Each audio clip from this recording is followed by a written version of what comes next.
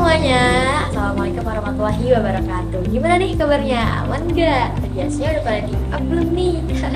Jangan sampai telat ya guys. Yang semangat, yang semangat. Yang semangat dong. Oke, bye-bye aja ya. Welcome to my channel guys. Oke, kenalan dulu kali ya. Jadi nama gue Gayatri Putri Fahmi. Kalian bebas deh ya mau manggil apaan, karena panggilan gue nggak menentu. Dipanggil guys salah, dipanggil Gayatri juga katanya panjangan. Terus ya gue ide jadi Gayatri.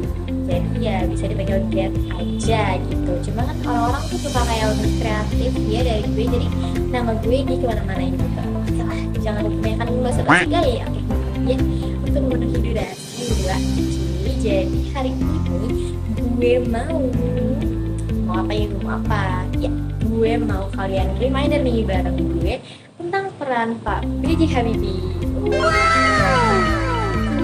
Oke guys, jadi FYI gue itu emang ngefans lah sama almarhum Pak B.J. Habibie, sehingga gue tertarik banget nih buat ngebahas peran beliau dalam sejarah politik di Indonesia. Nah, kalian penasaran gak sih? Kalau enggak, ya gue maksa. Pokoknya kalian harus kagum juga gitu sama beliau. By the way, video gue yang ngebahas peran almarhum Habibie ini bakalan ada berpart ya. So, jangan lupa kalian like, comment, and subscribe, okay? Jangan lupa nyalain loncengnya ya, teman-teman. Selamat menonton. Oke, mari kita lanjut. Halo, jadi yang pertama gue mau kita semua tahu dulu nih gimana sih awalnya Pak Habibie bisa jadi berperan penting untuk rakyat Indonesia. Terus kira-kira kenapa ya orang sehebat beliau cuma menjabat 1,5 tahun aja di Indonesia? Emangnya dia ngelakuin kesalahan apa ya? Penasaran gak sih? Jadi just kita bahas.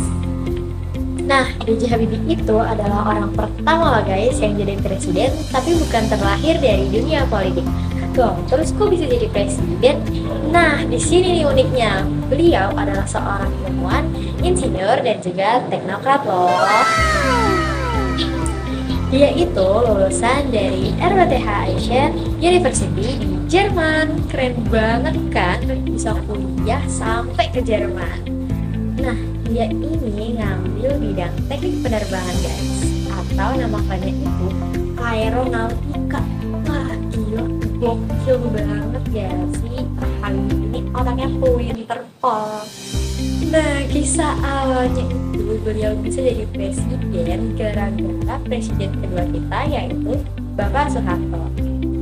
Nah, Pak B.J. Habibie ini dijadiin Menristek nih, yang kepanjangannya Menteri Negara Riset dan Teknologi, dari tahun 1978 hingga 1998.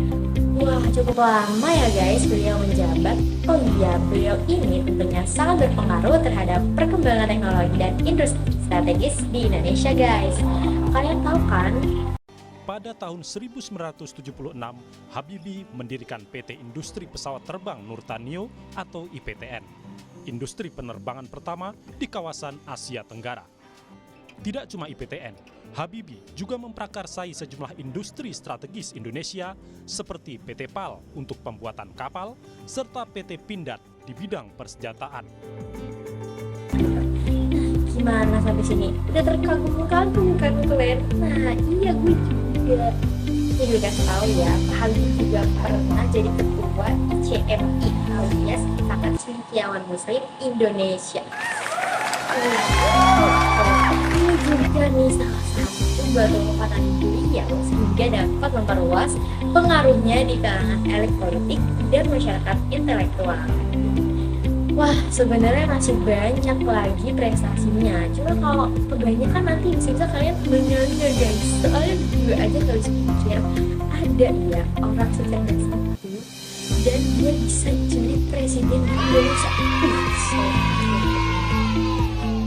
Nah, lanjut lagi ya. Setelah Presiden Soeharto diturunkan dari jabatannya pada tanggal 21 Mei 1998, Pak Habibie naik jabatan menggantikan Pak Soeharto dan dia melaksanakan reformasi yang besar-besaran weh.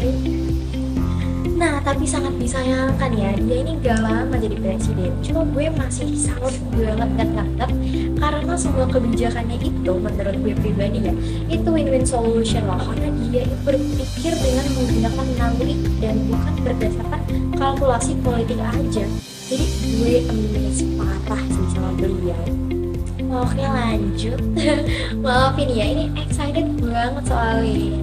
Apa sih reformasi yang besar-besaran itu? Oke, so kayak nih yang pertama.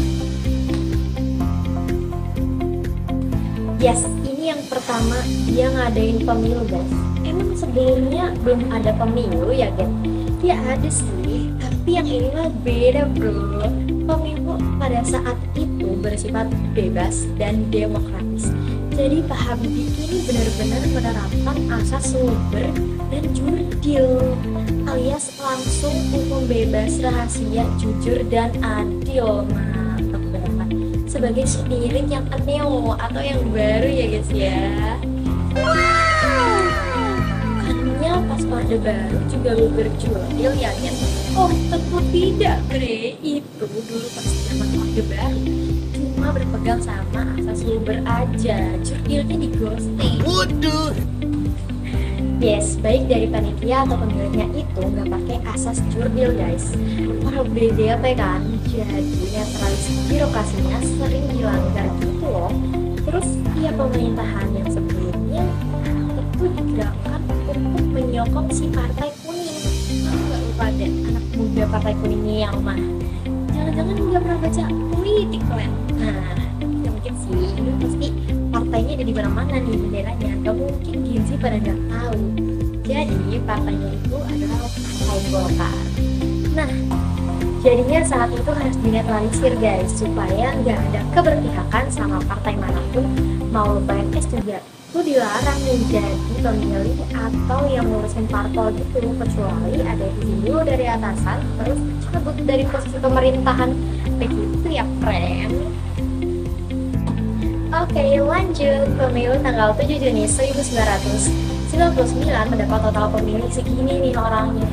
Banyak kan, sekitar 89,84% dari total keseluruhannya nih segini yang mempunyai hak pilih dan terdaftar. Nah, capaian akhirnya telah disetujui dan ditandatangani pada tanggal 26 Juli 1999 oleh 17 parpol dan 5 perwakilan negara. Jadi guys, kesimpulannya dari kebijakan B.J. Habibie yang pertama ini adalah pemilu tahun 1999 menghasilkan transisi demokrasi yang menandakan pergeseran dari rezim Orde Baru ke sistem demokrasi yang lebih terbuka nih.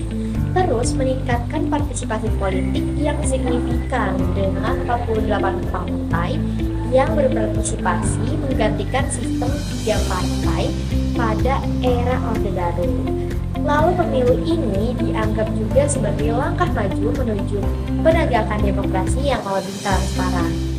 Meskipun masih ada perdebatan, untuk hasil pemilunya menunjukkan persaingan politik yang ketat dan variasi pilihan memilih gitu. Nah tentunya pemilu 1999 menjadi langkah penting dalam reformasi berkelanjutan.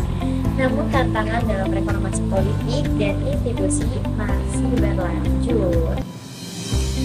Wah gimana nih guys, baru satu kebijakan aja nih yang kita bahas, tapi udah mantap oh ya.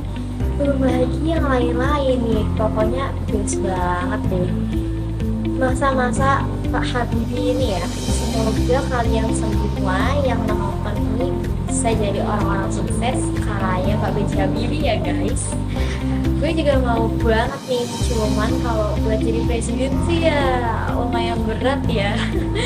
Oke, ya udah segitu dulu ya dari gue hari ini. Semoga bisa bermanfaat buat semua yang nonton. Oke, terima kasih banyak ya guys. See you. Assalamualaikum warahmatullahi wabarakatuh.